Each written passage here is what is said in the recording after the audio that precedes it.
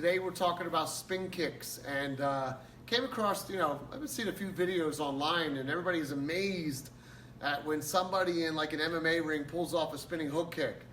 And I think it is cool to pull it off in a fight, but I don't think it's that amazing because martial artists practice this kick all the time.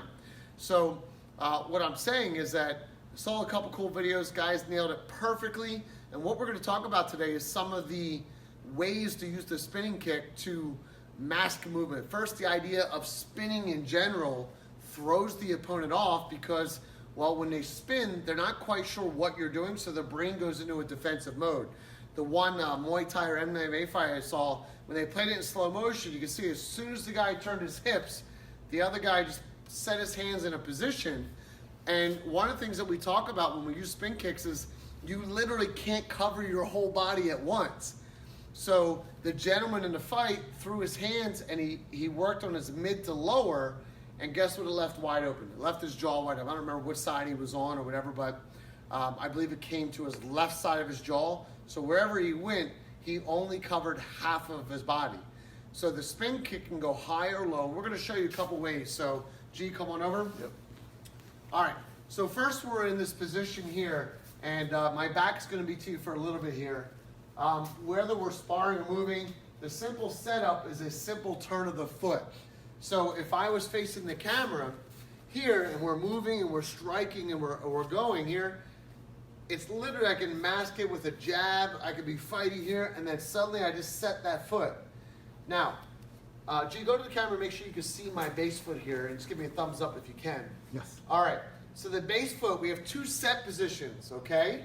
We have what we call a closed stance, and then there's a set position, maybe if I was going off a jab or a hook, where I'm going to literally over-rotate the foot, so almost pointing the heel at the target. The kicks can be done from either one of these. It just depends on the setup of where you are prior to the kick. My opinion, I could pull off a much better spinning side kick if I have the over-rotation of the hip because I'm already in motion towards the kick. When I'm here and I'm half set, it just takes a little extra step for me to get to the spin kick. So either one of the setups is good for the spin hook kick. When you're practicing this, try both. Try it from just that side foot position and go from there. And then also try it from the turn and then spin from there. All right, G, come on back. Yep. All right, we're gonna have you on this side now. Now, here's the fun thing about a spin hook kick. I'm gonna hit him with a kick, okay? All right, so what I wanted you to see was his reaction, okay? It doesn't matter, like I want you to block where you think I'm gonna kick. Okay, good. I'm trying to pull the kick so I don't really hit him. All right, so his hands first went up. Okay, now I want you to block where you think I'm gonna kick. Good. All right, now here's the fun part. It doesn't matter where, okay? You saw that time, you played that back in slow motion. His hand was about right here. The top half of him was completely open. So this is the idea of a spin kick, is that whatever we're doing, boom, I'm striking, and then I have a set position. I have to be set. Then from here, I can fire in a straight line. Now, this is the part I want to talk a little bit about with how we throw these kicks. So let's say I'm in the position, I'm about to fire.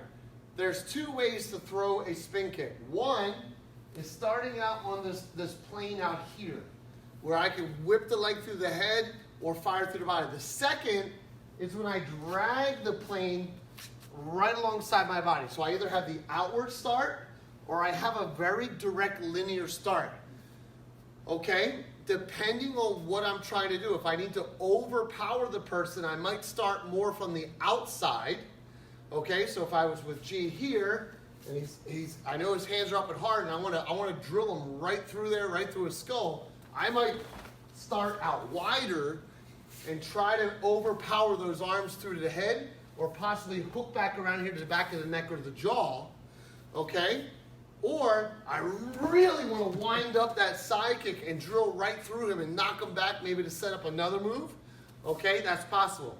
Now, when I want to use the kick as a very sneaky method, I'm going to slide that leg. I'm going to slide that leg straight up and pass. So when he doesn't really see it, you don't see it till the last second.